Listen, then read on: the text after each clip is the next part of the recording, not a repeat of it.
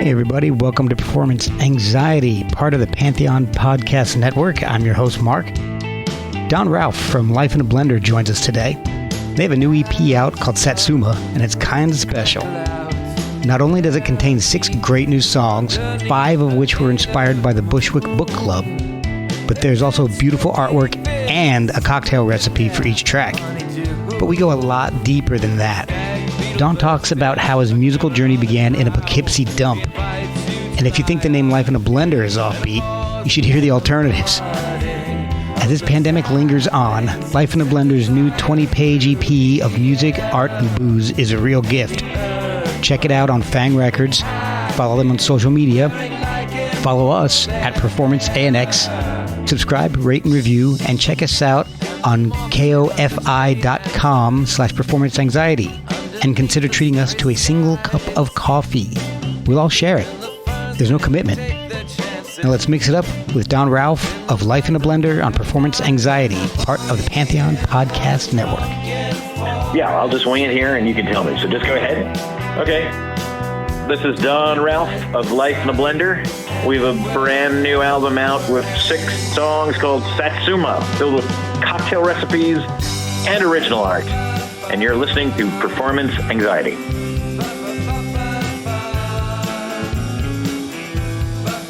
How are you doing? Good. I should have checked out your show, but maybe you can tell me all about it. It's terrible. Nobody listens, and hey, it's like our band. No, man. I've been enjoying the album. Oh, great. Albums, actually. I went back and started listening to some of the older stuff.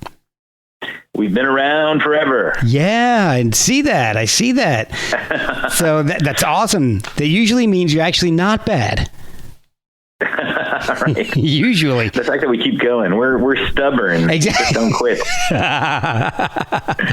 I'm glad you didn't know us. In some ways, it's good to have fresh ears. Yeah. No, sometimes people come in with like that with no preconceptions, which is good. Otherwise, you're pegged from some sort of previous old reviews. People knew us from the 80s, and they think, "Oh, you sound just like this," and you're always going to be a certain way. But yeah, exactly. When people come in fresh. Exactly, and I kind of did it backwards because I listened to the new album first and then started going back. So I don't know if that helped or what, but I did enjoy what I was listening to. So. Great. It's really cool. And I want to talk about the new album, but I want to find out a little bit more about how we got, I didn't have anything to do with it, but how you guys. No, you had a big hand in it. I did. I'm saying, you know what? It's funny because I had a huge part in it, but I'd never heard you before. Right. So amazing how that works. It's a Northeastern thing. I lived in New Jersey for 13 years. It's oh, well, there you go. It's the Northeast connection. It is. And the New Jersey connection. Yes. So what I wanted to find out first is how you got to where you are. So I want to know how you got into music in the first place. Did you grow up in a musical household, or were you the black sheep that wanted to do music from the beginning, or what was your early musical experiences like? The house wasn't musical. I grew up with 3 siblings, 2 brothers and a sister, and they didn't play any instruments. And my dad played by ear, which is sort of how I learned too. We had a piano in the basement, a big upright piano, and a big player piano that used to pump, like a bicycle, and hold on to the bottom of the piano. And oh, wow. Get good exercise and pump it. And so that was the only instrument in the house, but I would start to write songs on that first. And then, my incredible story about getting to music is that probably in junior high, there used to be a dump near my house in Poughkeepsie. Any story that starts with a dump is great, in my opinion. And we would walk through the dump to Veter's Pharmacy to get comics, and I was walking through the dump, following my 3 friends through the dump, as we would, and then I stepped on this box, and I was like, what is this? What am I stepping on in the dump? And I looked down, and there's a guitar. I couldn't believe it, but it was a guitar case. Opened it up. It was a 12-string guitar, and it was almost in great condition. So it was like, this was a sign to say, let's start writing some songs. Wow. So I'd say from junior high. And my friends were like, well, wait a minute, just because you stepped on it, you get it? And I was like, well, I think that sounds fair. Yeah. Hey, the old finders keepers. Right. So it starts with the guitar and a dump, and then, it sort of takes off from there. I've never heard a story like that. I mean, it was incredible. It was one of those incredible things. Like, can you believe? I remember coming home with it and saying, like, look what I found in the dump. And then I thought, like, what happened? Was it a singer-songwriter who had, like, a breakup, and he was writing songs? It's like, screw this. I'm done with love, and I'm throwing my guitar in the dump because it was a nice guitar. And I was like, why would somebody throw away a great guitar? Oh, man. And it's a 12-string at that. Jeez. I know. It was a 12-string. And it had some warping, so I did eventually trade it in and get a 6-string that was much better. But, because then the 12-string, to start on a 12-string was a bit hard, too. Oh, yeah. Those extra strings, it was like, this is hurting my fingers. Yeah, screw this. Let's go back to 6. I'll go back to the dump, see if I can find a 6-string. Right, back to the dump. so kids who are listening out there, if you want to get into music, go straight to the dump. Just go explore. You find a dump, or you go to the dump, you may find a guitar or maybe a body. Either way, it's going to be an adventure. Right. Either way, it's inspiration. Yeah, there's always adventure in a dump. That's been my motto from living in New Jersey. Tell everyone. I'm trying to tell the youth of today that. Yeah, that was my motto when I lived in New Jersey. Right. Always adventures in the dump. So how old were you when you found this guitar, and when did you start actually playing in bands? Probably found it in junior high, so whatever age that is. And then in high school, we started, this is in Poughkeepsie, my friend Dave Moody, who's still in the band. I was just writing sort of rough songs and not playing super well. And then he was the pro musician in all the high school jazz bands and all that. So he could really play well. And then he really helped sort of get my songs, my rudimentary songs that I'm knocking off on guitar together. And then we wrote together this song called Poughkeepsie, City of Sin back in the day when the Gong Show is on the air. Poughkeepsie, City of Sin. Poughkeepsie, City I live in. Poughkeepsie, there's nothing to do. Oh, Poughkeepsie, I love you. That's the girls with nothing to do.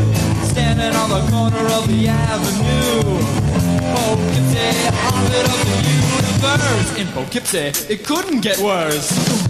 Poughkeepsie fulfills your every wish. Poughkeepsie, home of Hamilton Fish. Poughkeepsie. And so we had this song called Poughkeepsie, City of Sin, and it became kind of a local hit back in the ancient days. Oh, wow. If I say the year. So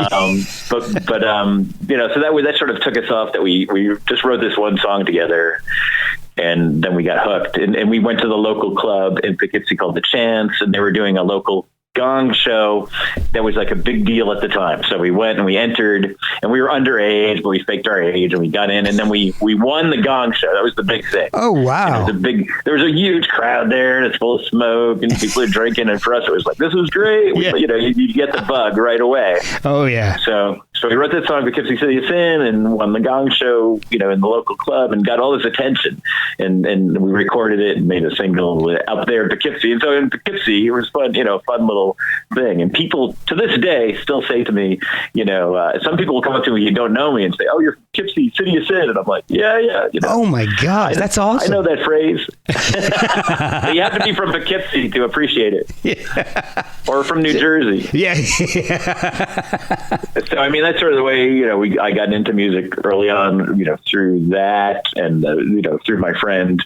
Okay. I feel like I've always been lucky. I feel like I'm the one who writes the songs, but I've always been lucky to work with people who really know how to play. Yeah. Was that actually Life in a Blender, or were you starting different bands at that point? No, we were called Batteries Not Included back then, and that just was very short-lived, just really for that one song. Okay. And then, basically we all went off to college and didn't play music for a while, and then in the 80s,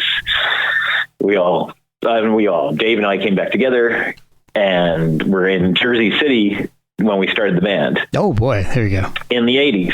And, oh man. And we had a great house and a basement, and the drummer and Dave played bass, and I was in the house, and we could use the basement to rehearse, and it was great. And the rent was $250 each. There were three of us, so we each paid $250. I remember this, like, oh my God, those were the days. Yeah, yeah, no kidding. And we had the basement to rehearse it, so we had, so it was great arrangement. Oh man, so you know Jersey City too? Oh yeah. Where are you from in Jersey? I grew up in Central Jersey, in Branchburg, so it was right on the border of Somerset and Hunterdon counties. I was near Somerville. I was about 30 minutes out of New Brunswick. It was almost like equidistant from New York City and Philly. I see. Yeah. So we were like central, like right in the middle of the state.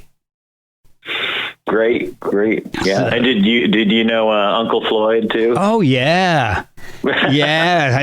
I mean, he's part of the the musical landscape there for us back in the day. And, yeah. We did a show once or maybe twice, but definitely once. But he was sort of bouncing around, as I remember it too, from different. I think it was on. Maybe there was a Jersey cable network, and anyway, I've always been a fan of his too because he's so bizarre in his own right. Oh yeah, he's the character for sure. Oh yeah, I loved him, and Oogie the puppet. And, oh my gosh, yes. Great. Holy crow, man! And he uses the puppets. He's an influence because I use a puppet now and then too on stage. That's part of the act. Sometimes I bring out this angry sheep puppet called Rugged Rick, and he yells at the audience. Oh my gosh, that's awesome! So we have some vaudeville elements along with the real musical songs. So now, was that the vaudeville theatrical aspect of the music? I mean, was it there since the beginning? Was theater an influence to you in the early days? Well, let's see. I would be doing the band, and then I've also had an interest in doing, skits and an interest in doing weird skits. So I would do this thing called Blowhole Theater that we started also. That was a variety show, but we gave us an excuse to do skits. Okay. That we would do at McGovern's Bar in New York, and we'd do this Blowhole Theater variety show, and Bar Best is probably our last location in Brooklyn, and we keep doing it to this day. Right. So it scratches the itch to do just do more bizarre things, I guess, skits and such. Yeah, just be more creative. Yeah. And I mean, I think, I tried to bring that element into the music too, but somehow those worlds, like if you were doing more, trying to bring some humor into your band, it often felt like then your music would be taken seriously. So there's always a balance of that. There seemed to be some pushback against that when you were saying, "Hey, check out our music." Oh, well, you're that wacky man. Well, I don't see it that way. You're that Weird Al kind of thing.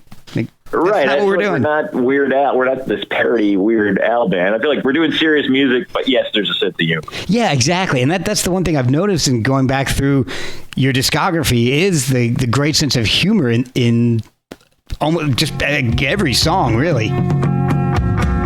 Mounds of flesh.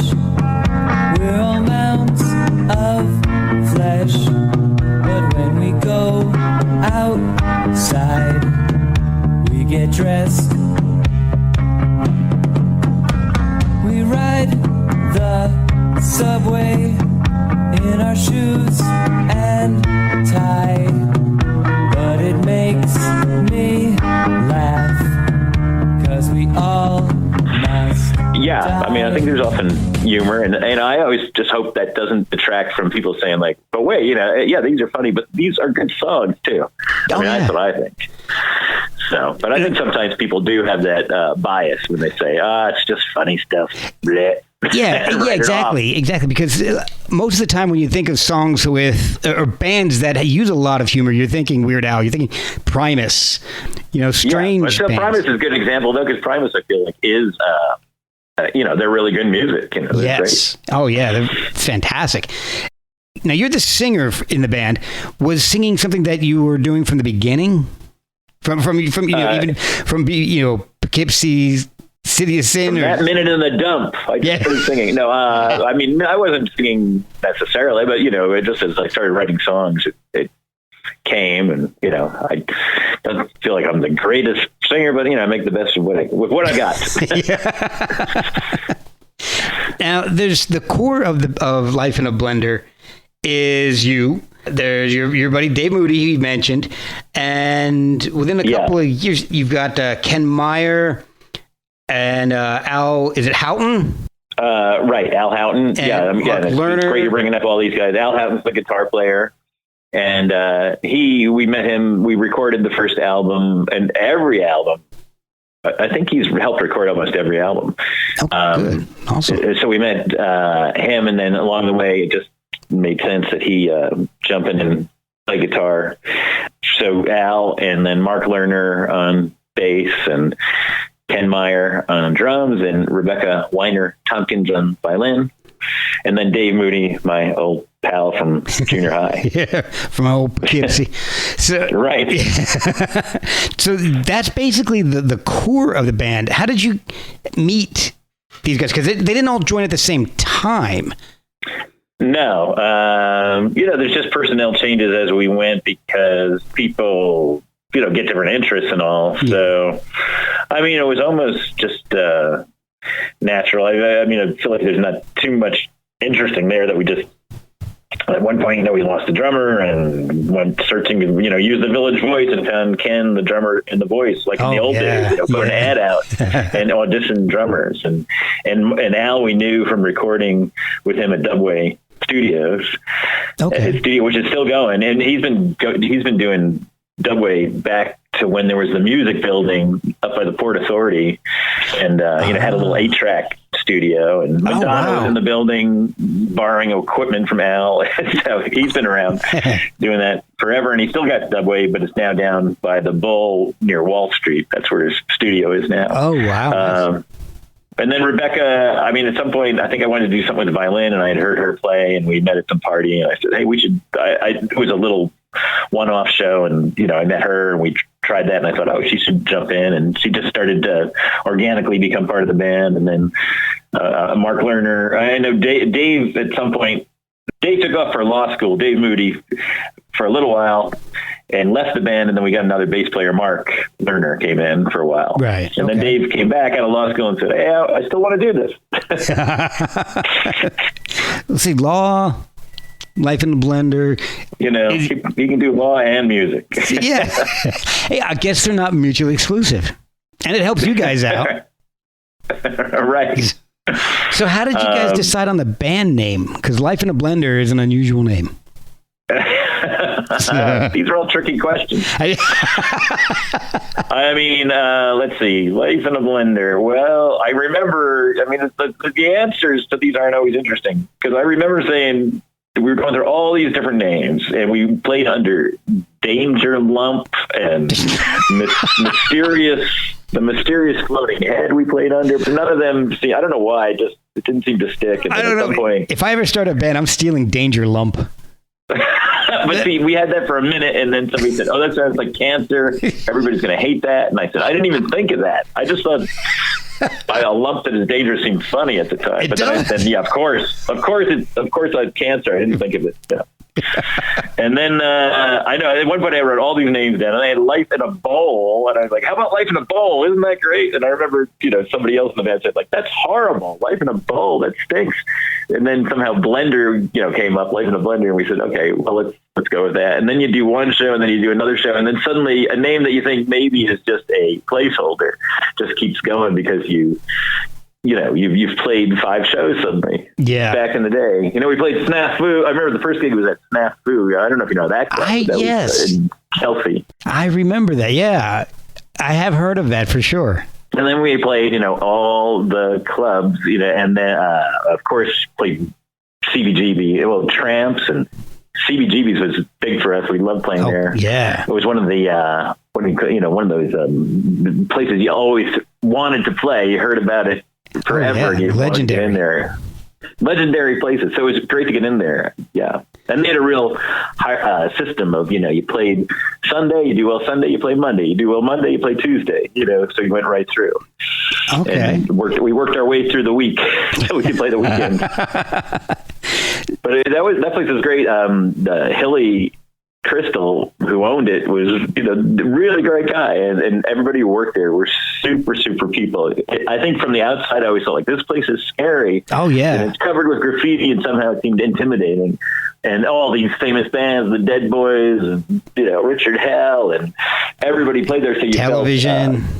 Right, television. So you felt intimidated by it a bit when you first set foot in there, but when you realize all these great people, the people who worked there were so great and welcoming that it really made it just a homey place. I felt like it was one of our home bases when we played. Oh, cool! So we played there a lot.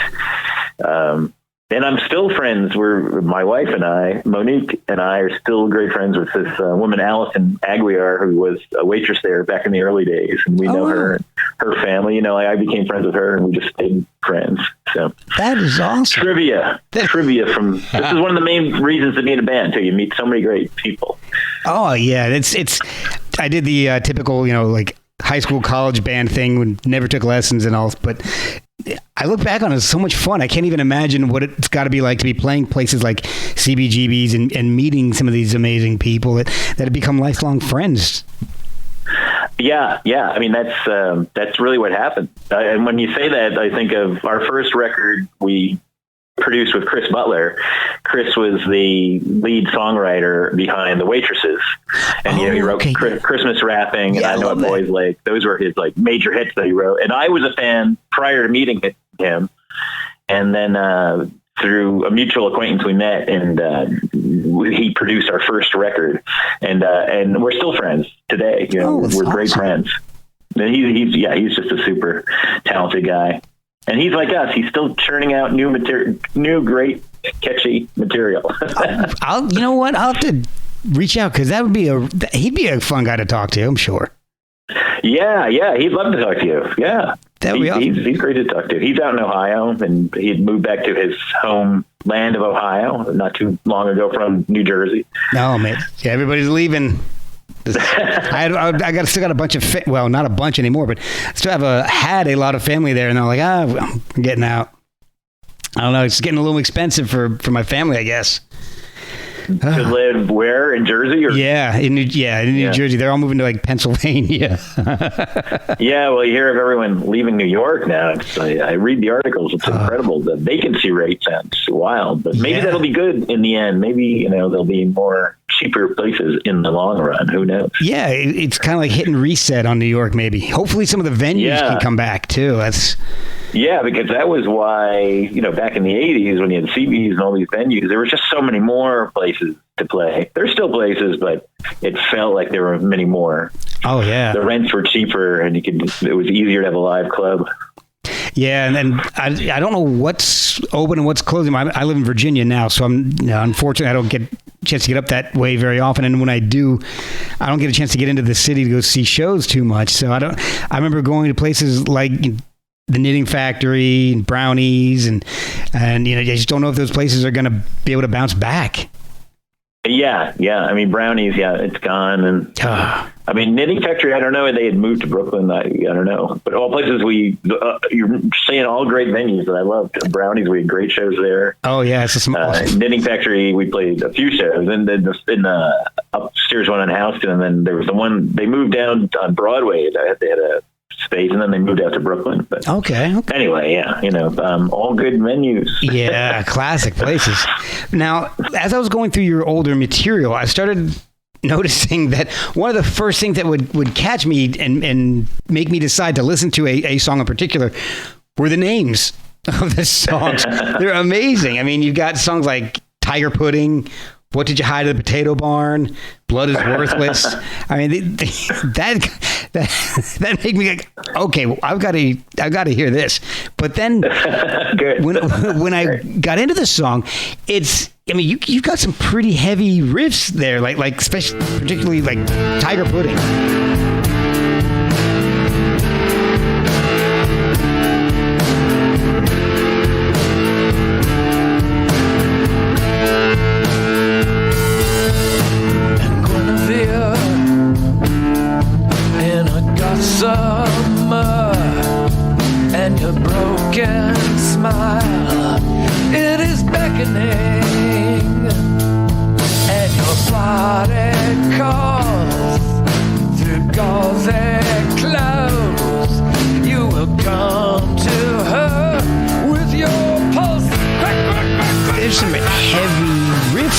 Going on in there. What comes first? I mean, is there a a process? Are you coming up with these riffs, or is it a lyrical idea that's coming through, and then you solidify it up? Yeah. Well, let's see. I mean, it varies from song to song. Yeah. But I think often I am using, I think it's a Paul McCartney scrambled eggs story, where he's singing that yesterday, right? Yeah. He's singing just random words. I think I would often start that way, where I got a riff, I use nonsense words first, but then I'm thinking, and then I'm writing down other ideas. I'm recording riffs and sort of random lyrics on one hand, and then in a book, I'm maybe writing different song ideas down, and then somehow I'm thinking, oh wait, yeah, this little riff would probably go with this idea well, and trying it out. So sometimes it just feels like you just have all these ideas jostling around in your head, and they sort of come together from my end. I mean, sometimes I'll have an idea like, there should be a song about this, and I'm going to sit down and I'm going to just write this song about whatever it is, that one idea, and boom, you knock it out. Yeah. But often I think it's, you have a riff, and I have some just random words that make no sense, and then it just comes together with other ideas that are separate. We'll be right back after a word from our sponsors. Well, it's a really unique sound, because you get the heaviness of and I'm going back to Tiger Pudding, because that's got a great riff, but the lyrics are just so catchy. And a lot of times you'll hear music and it's got a great riff, but the lyrics just don't stick with you. They're just, I don't want to say throwaway, but they don't seem to be as important to whoever's writing the song as the music was. And I definitely don't get that feeling with you guys, because the music is great, but then the lyrics, there's a lot of thought put into those lyrics, because you've got a lot of humor involved in it, and a lot of interesting ideas coming out of your lyrics. Oh, great. Yeah. I mean, I always thought, totally invested in the lyrics and trying to come up with clever ideas and different thoughts, and take it beyond just, I love you and whatever.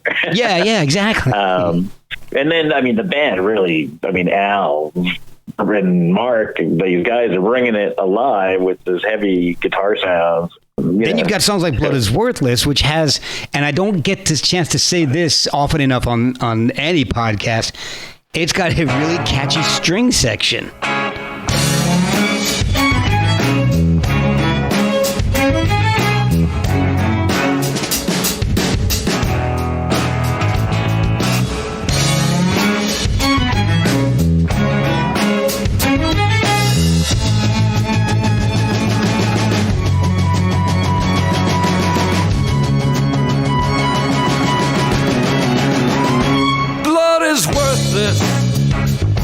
Means nothing at all when you spell your... And there, I feel like, Mark Lerner should get full credit on all the strings and the horns.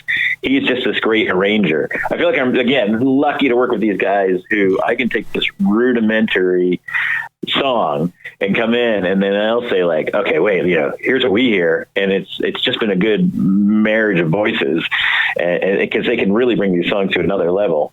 So Mark, especially with those strings, they're so catchy. That part, I really can't take credit for that part at all, because Mark sat down and going like, how about this, and it's like, bam, it hits you. You're right. It's great. I wish I could say that about more bands. You've got a great string section. That I love strings.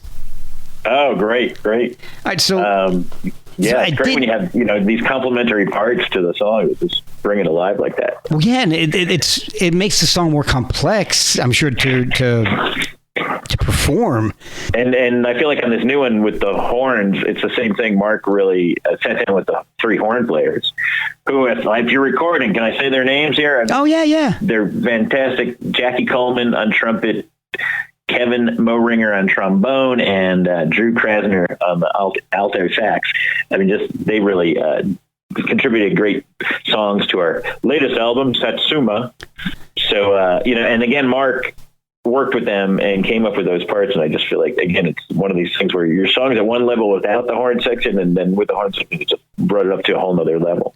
Let's talk about Satsuma then for a second. First of all, how did you choose that title for the album because that's what is that? It's like a Japanese fruit. Yeah, I mean, it's really like an orange, and I just really like the word. It's fun, but the honest reason is I also love the Mighty Boosh. I don't know if you know them. That they're an English comedy duo. Oh, yeah. And they refer to Satsuma a couple times in the show. There's one line he says to his partner. He goes, "You're about as edgy as a Satsuma," which I thought was really funny. And then they have a Satsuma fight in their underwear that I always thought was funny. This stuff, I don't know if I have to tell everybody, but that's the real. I don't know. Somehow Satsuma was on my mind. It seemed like a good, strong, interesting, weird word, and I had a funny association with it. It is, but and what I like is that it kind of follows the rest of your discography. It's something that's a little out of left field, but it works. Yeah, I did feel like it was like, blam, Satsuma. Yeah. It was like a name of a volcano. Krakatoa, Satsuma. But it's a nice orange. Right? And Mark, we give Mark full license to do the art too. It seems like Mark's responsible, it sounds like, for most of our success here. He designed the cover too and came up with the great rotting fruit. Yeah. So you guys, kind of a shocking image, but it all seemed to work for us. The packaging, besides the interesting artwork, you're also adding like drink recipes in the physical copies, right? Yeah, and I do think because of this whole lockdown, the whole outbreak and COVID, that we had more time. I think we would have done a longer album. We started before the lockdown, and we started before March in the spring, and we were together and recorded most of the basic tracks, and then the outbreak hits and we're all in lockdown. And I think, to me, a lot of that drove us building this into sort of a bigger, more elaborate project, because we had more time to think about it. And we felt like, well, what can we do to make this special? So I felt like we were all sitting around saying, we all have ideas here. So we brought in, there's 6 songs, there's 6 original artists who we know well and who we reached out to and said, hey, just make us a great piece of artwork inspired by the song. So you have that in the booklet. And then we reached out to friends who, enjoy making drinks. And then everyone was drinking heavily now. I've read an article the other day that since so many people are working from home, instances of drinking on the job have skyrocketed. I'm sure. Yeah. I'm sure. We're trying to promote responsible alcoholism. Exactly. So what kind of drinks are you guys putting in there? What are some favorites for you? Oh, well, we play at Bar Best a lot, this bar in Brooklyn. Do you know that bar? No, I'm not familiar with that one. It's a great bar. It's been there for, I think, 18 years or so. A friend of ours runs it. And it's a great musical venue. Really specializes in world music. But anyway, the bartender there, who we know through the owner, was nice enough to come up with a couple of the drinks. The one for the Bluebird, and there's our friend who owns Barbès is French. Okay. And this drink, the Bluebird, is French, and that has curacao and something gin in it, and that's a nice one. But there's the guy at Barbès, the bartender, came up with a drink for our song, "The Ocean is a Black and Rolling Tongue."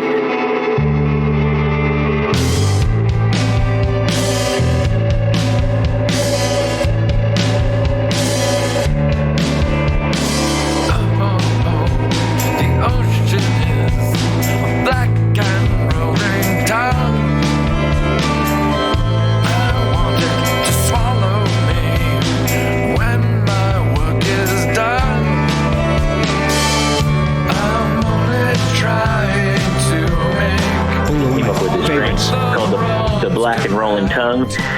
And the drink is great. I mean, I made it, it's mezcal and some sweet vermouth and a lemon, and it's got a little Fernet Branca. Do you know that Fernet Branca is like a bitter, yeah. herbal liqueur? And anyway, it sounds at first, I was like, I don't know. But then I made one of those and I thought, this one is great. Yeah. That one's absolutely fantastic. So it was great. These people, it's great that Barbess, the bartender, did it. And then a few other friends came up with really great cocktail ideas. So I feel like it's, we just really had fun with this whole project. And we made the whole packaging into a taller book format with the art and the recipes and the lyrics. And so it's more of a almost like an art object rather than just a CD. I mean, I feel like we're getting more interest from our fans on this than the usual CD, because nobody seems to care about CDs anymore. So here we have something that's more of a limited edition book with the CD in it. And it's like, oh, well, this is different. So yeah, and it's a book with cocktail recipes in it. Right. You can't go wrong with that. Forget the music. Yeah. We want the cocktails. This is the best cookbook I ever bought. Right. There's a CD in here. There's music in here too. Wait a minute. Oh, so you're saying that you guys started this before the lockdown and everything happened. Was it recorded and finished before everything kind of ground to a halt? All the basic tracks, bass, drums, guitar were down, and my vocals were down, fortunately. And then I live most of the time in Seattle and keep coming back to New York. Oh, wow. Right now. So once it got locked down, I couldn't come back at all. And I haven't been back since, probably January or something. Oh, wow. But hopefully soon, can get back. And we wanted to work on new material soon and just sort of hunker down all together and make sure we're safe and do that. But anyway, so before the lockdown, we had all the basic tracks. And then after the virus hit, we were able to do overdubs, long distance. I know Mark and Dave would send in tracks to Al from wherever location they're upstate, and they'd send tracks down to down to Al in New York City. So I mean, it was good. We had all the basic fundamental tracks down, and then they could do overdubs, sort of long distance. Oh, okay. And the horns, fortunately, were down too, because getting the horns together all in one room, I think was just much better. I don't know how we would have done it. Oh gosh, yeah, that would have been hard. Yeah. So now, there's 6 songs on the album, and you got the cocktails and the art. Would you consider this a full album or an EP or something in between albums? Are you working on new music? I mean, this is an EP, and let me say too, Matt, it's a lot of the songs are from this Bushwick Book Club project that I do. It's a project started by a friend, Susan Wong, who brings together all these different musical artists to write a song about a book, and then she'll do a show, based on that. So, cool. Like the Vacancy for a Bluebird song on our album is based on Kurt Vonnegut's A Man Without a Country. Okay.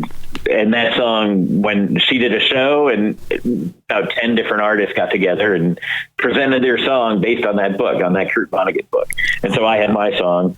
And then I keep doing these shows with her and all her different artists that she brings together, just a diverse crew of different people each show to, write a new original song. Wow. So there's 5 of the 6 songs are all based on books. Wow. From the Bushwick Book Club project. That's a great idea. Good.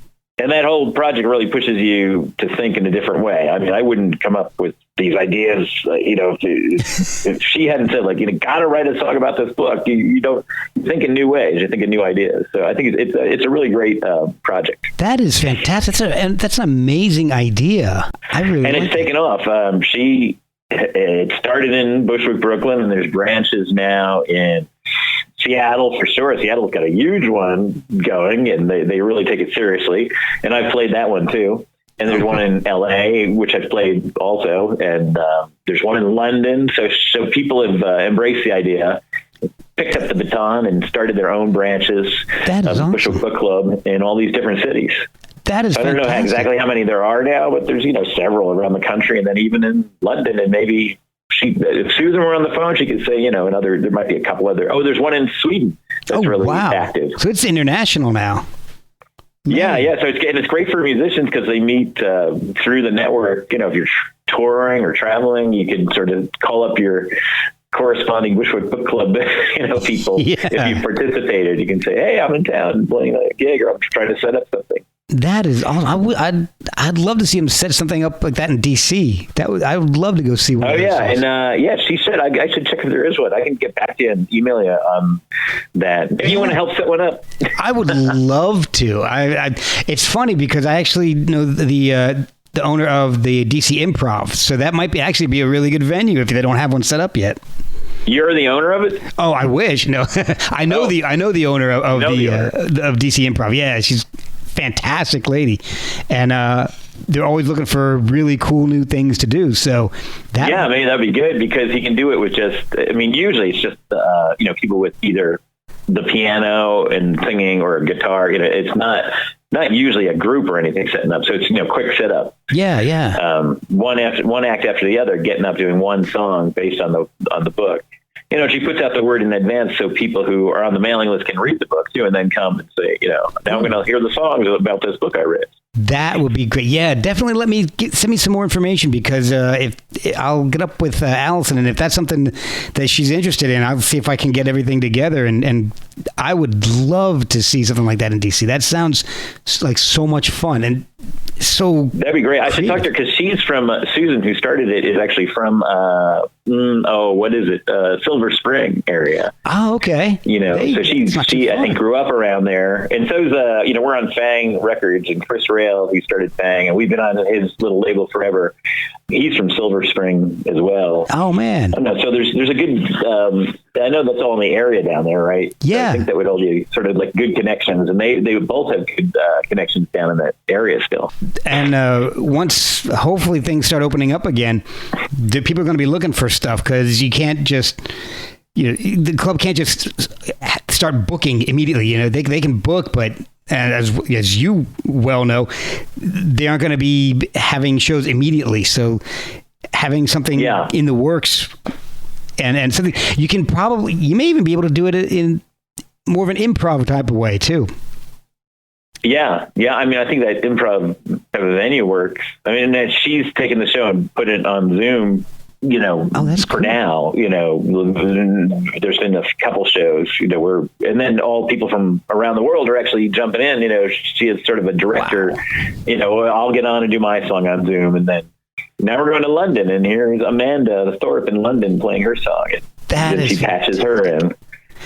So it's been working out even during the outbreak. Oh, are you jumping in on those? Yeah, I've done a couple of those Zoom ones too. Oh man, that'd be cool. I would love to see one of those. I'll have to keep an eye out for that. Yeah. So on this Satsuma record, 5 of the songs are from those shows. That is fantastic. All right, which one isn't? The When the Big Bell Calls. Okay. So is that something you had you were working on beforehand, or was that just something you wrote to round out the album? No, it was something just rattling around. It was good to have one that was just all from me direct again. Yeah. Usually all the songs are like that. Okay. So, and that one was fun, just sort of more of a straight ahead country one, but I think it has its quirks, even though it's definitely a country song. We'll milk the cows now, sun is in the yard. We'll clean the barn out, time is running short. Leaves, they won't stay in the trees. I know it's impossible, I know it's impossible. I see bullets in the northern breeze. I know they're unstoppable, I know they're unstoppable. Oh, yeah. Now, where can people go and find the album? How can they order it and keep tabs on you guys on social media? Yeah, I think the best is to get the album, go to lifeinablender.net. And there's actually a lifeinablender.com. There's another group, Life in a Blender, that came after us. Are you serious? It's not music though. It's about blended families, kids and families from if you're divorced and step kids all living together, that kind of thing. Wow, blended. So anyway, it's funny because they're kind of big now too. Oh my gosh, jeez. So anyway, but for our record, go to lifeinablender.net. And to promote it too, we got a couple videos. Mark and Nancy make videos too. See again, Mark Lerner. There you go. He made a video with his wife Nancy for this Soul Deliverer song. Okay. And that is what? What am I going to say about that? It's probably on YouTube or on your website. It's on YouTube. Yeah, it's on YouTube. And you definitely hear that. I'm just reading something else. Sorry, distracted. And then Larry Fessenden is doing a song for the Bluebird song that we have. He's doing a video for that. Oh, cool. Okay. And Larry's a great horror film director. And we've known him a long, long time. And we had a song about Frankenstein that we did a couple years ago. And he directed that and put it together. And that was absolutely great. And I've seen the rough cut of this new one for the Bluebird song. And it's fantastic, too. Oh, awesome. And people will be drinking, listening to the music, looking at the awesome artwork.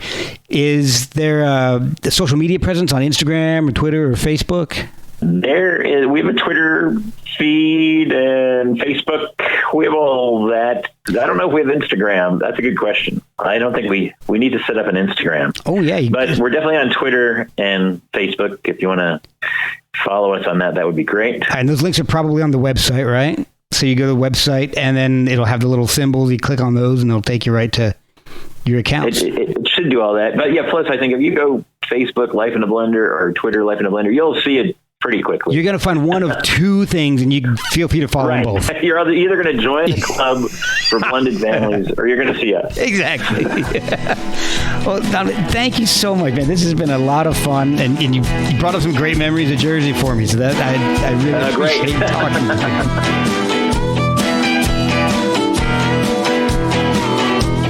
She and her husband trying to track bluebirds.